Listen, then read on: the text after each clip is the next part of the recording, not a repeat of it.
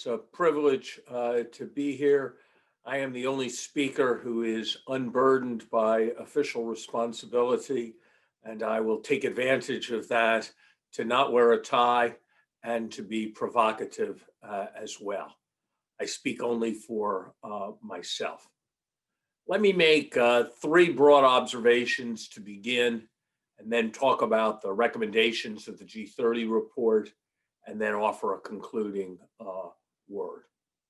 First observation, more than ever before, the fate of the global system depends on what happens in emerging markets. In a geopolitical sense, that is all but self-evident. In a contagion and humanitarian sense, that is obvious. If one says the word refugee flows and imagines all that comes, that is clear.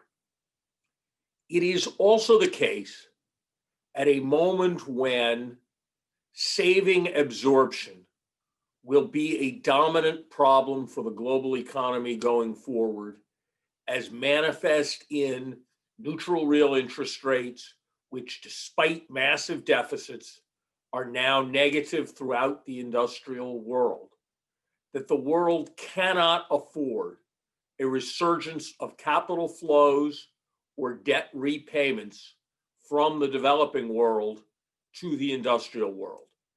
Instead, what is necessary is a substantial architecture that will permit the appropriate north-south flow of capital payments. That architecture, I do not believe, is currently in place.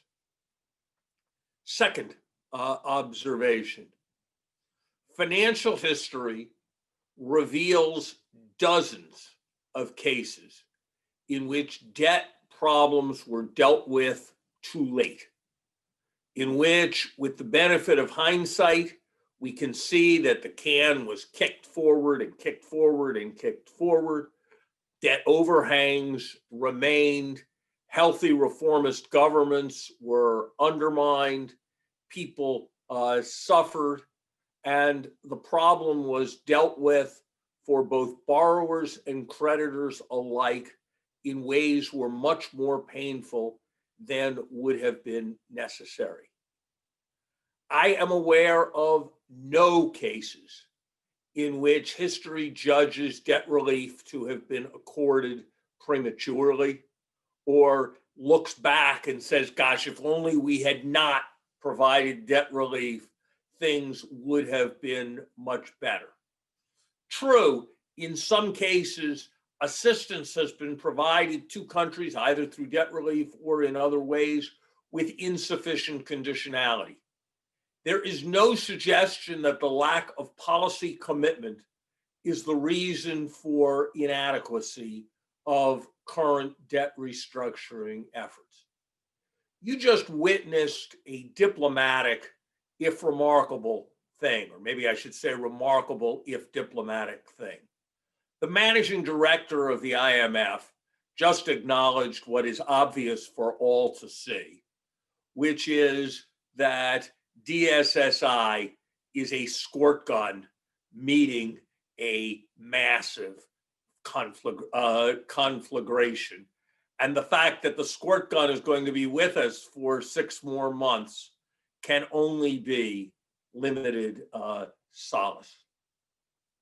Third observation, the conspicuous feature of the global response to this crisis, in contrast to the 2008 financial crisis, is that the domestic responses in all the major countries have been far broader, far more sweeping, and far more aggressive, as measured by fiscal expansion, as measured by expansion of central bank balance sheet, as measured by innovation in tactics for promoting credit. And yet, the global response has been a very small fraction of the actions proposed and advanced at the London summit in 2009. no SDRs, no shared joint commitments to resisting protection, no massive replenishments of the global financial institutions, no substantial stepping up of the level of lending. And so we are at a critical moment. History teaches us that it might be that, well, I may say it differently. History teaches us that there are countless errors of being too late for every error of being too early, and we are doing next to nothing internationally. And to use something I've said in the US context, I would suggest it is possible that the current improvement in conditions, that the relative flow of credit markets will continue. That is not a possibility to be precluded. But to have that as your strategy is like having the strategy of plunging into crowds during COVID without wearing a mask. That it could conceivably work does not make it other than entirely imprudent and foolhardy. What then should be done? Our report, I'm going to put it in some of my own languages, identifies an agenda with 7 parts. First, strengthen the response coming from the IMF. Critically, there should be an increase in SDRs, probably best done in the form of 2 $500 billion tranches to reduce need for legislative approvals, coupled with reallocation to target more effectively. In addition, through some combination of government contribution and appropriate financial engineering at the IMF, I would argue not to exclude the use of gold resources, the mobilization of gold resources, IMF concessional and non-concessional lending should be substantially enhanced to enable governments to provide their COVID function. This is a moment for external lending without critical financial emergency. Second, the development banks need to take parallel steps. We are putting the finances of large numbers of people and the health of large numbers of people at a time when 100 million more people in the world are in poverty at risk in order to have the last scintilla of balance sheet security in the World Bank and some of the other regional development banks. There is no reason why, in the face of this emergency, given the commitment of the world governments to stand behind them, they cannot substantially increase their lending levels. This is a once every decade or two moment when the constraint on moving funds is not lack of need or lack of suitable policy and ability to use the funds well. It is the obligation of the fortunate to step up to meet the need for resources that can be used well, especially in Latin America and in Africa, where the prospect of a lost decade of per capita growth, given what has already happened between 2015 and 2020, now looks very likely. Third and fourth, and I will connect these points, and I will speak frankly. Credible debt reduction requires universal participation and the perception of universal participation. Creditors are, in many cases, willing to take their responsibility, but not for the benefit of other creditors to take their money out, whether it is through new money or whether it is through accepting debt reduction or whether it is through accepting protracted restructuring. It is necessary that we have architectures that assure universality of participation. The principle of comparable treatment of all creditors is far more important than any principle about which category, which institution belongs in, which international forum is the forum.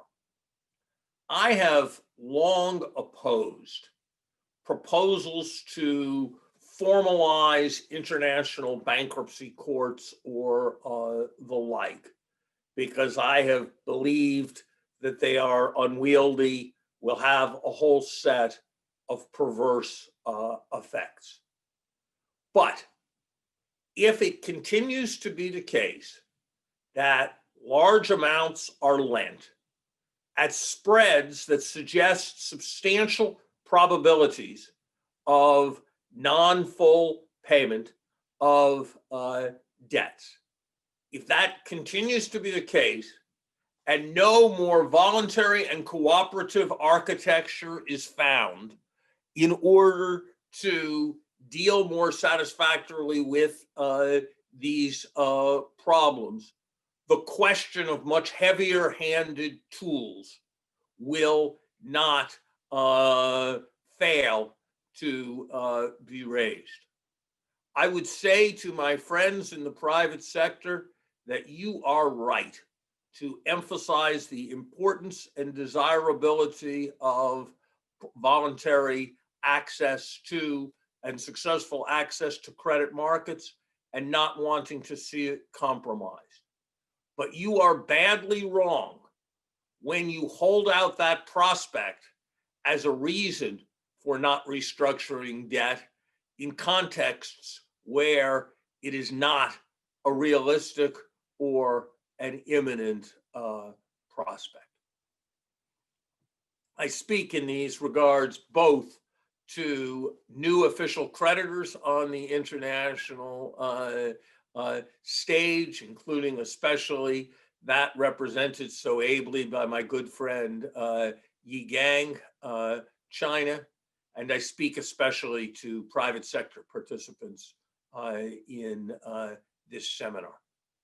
More briefly, Kristalina is right in her emphasis on contractual terms that will in various ways both permit restructuring and facilitate restructuring and also facilitate an element of contingency so that risks of subsequent events are borne by lenders, not by individual countries. This is probably particularly important for the lowest income countries.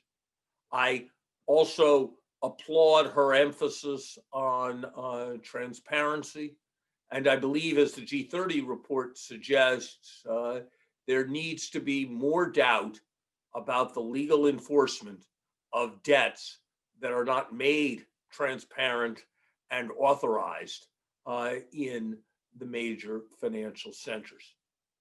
Finally, and our report, in all honesty, does a better job of pointing up this issue than it does pointing towards its resolution. There is a substantial concern on the part of many who should benefit from debt relief that the effort to take advantage of much needed debt relief will result in ratings downgrades that will in turn compromise access in both public and private sector. We are convinced that this is a serious issue and has been an important contributor to the DSSI not reaching even the extent of its very limited potential.